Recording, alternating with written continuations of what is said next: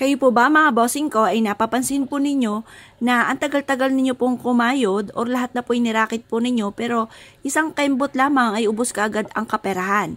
Ako po may tuturo sa inyo po mga bossing. Basta may positibo kayong pananaw sa buhay. Kapag ginawa nyo po ito, i-mindset nyo na kayo po ay magiging matagumpay at mas magiging magaan ang daloy ng swerte kailanman hindi na kayo maubusan ng pera. Pero syempre mga bossing ko, sangkap lamang po to para tayo ay maging matagumpay. Ang numero 1 po niyan, kung ang gusto nyong tagumpay ay may kaugnayan sa pera, kailangan double time sa pagkayod. At sipag at tiyaga lang talaga mga bossing. Wala naman po mga bossing ko na isang kembot lamang ay magkakaroon ka na napakaraming pera. Pwera na lamang kung nananalo ka ng jackpot or mananalo ka ng jackpot.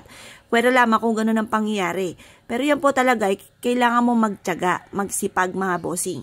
Ngayon po mga bossing, para may patunguhan ng ating kasipagan, subukan nyo po ito. Kailangan natin ng bulak mga bossing ko at ganoon din po ang isang butil ng bawang. Pagsasamahin lang po natin siya.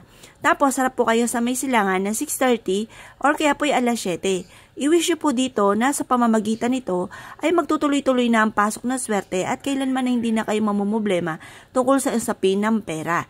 Basta double time sa pagkayod mga bossing ha, at ito po isang kap lamang. Huwag nyo itong aasahan mga bossing. Kaya tayo gagawa ng ganito para magkaroon tayo ng proteksyon. Hindi po tayo malasin para may patunguhan ang ating kasipagan. Kasi may mga pagkakataon kapag wala kang proteksyon, tanggap ka lang ng tanggap na mga kamalasan, walang humaharang mga bossing. Kaya minsan mapapansin ninyo, ano ba to? Ang sipag-sipag ko naman pero lagi na lamang walang pera. Bakit ganito ubos ng ubos? Ngayon pa mga bossing, para hindi maubos, bukod sa sipag at tiyaga, pananalig sa mahal na Panginoon ay sabayan nyo ng gantong mga pamamaraan. At syempre, kakausapin nyo rin ang pera mga bossing. Pero sa isipan nyo lang, huwag nyo nang ibubukas sa bibig nyo at baka may makarinig sa inyo isipin luko-luko kayo mga bossing. Ngayon po, sasabihin nyo po, halimbawa, bumili ka, o manang, ito po bayad. Sasabihin nyo sa isipan nyo, babalik ka kaagad. May mga dumarating na pagkakataon na hindi nyo inaasahan, na may mga dumarating na pera sa inyo. Halimbawa, o kumatok si nanay or kaya kumatok yung kapatid ninyo, o ako ay nakabenta ng ganito, o ito balato ko sa iyo. Or kaya po biglang naglalakad ka natsyempohan na tripan mo na tumaya. Tapos, nung makalipas na mga tanghalian nalaman nyo ang tumama, yung pala'y tumama na pala kayo. Yung mga ganun mga bossing. Or kaya meron ka nakakwentuhan or bigla ka may naisip na, ano kaya makapagluto ng ganito, tapos maibenta, tapos bigla ka nag-boom. Yung pala, patok ka sa mga ganun lutuin, or patok ka sa mga ganitong pwedeng ibenta.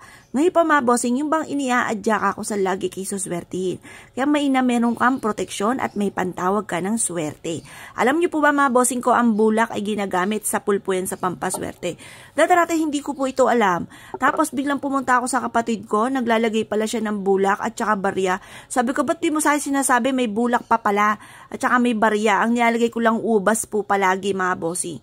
Tapos mula na nilagay ko po yon ay nagsunod-sunod na mga blessing na hindi ko inaasahan. Hanggang dumami na dumami ang mga nakasabit sa aming pintuan mga bossing. Pantawag ng swerte, maging ang usapin mga bossing ko, lalo na ang bawang. Kagaya po niyan, tanan! Sa aking pintana mga bossing, may bawang ako na mahaba mga bossing at ang dami ko mga sabit-sabit na mga horseshoe. Ayan po, may horseshoe, bawang pumuli, pulang ribbon, ganoon din ng oranges, at marami pang iba mga bossing.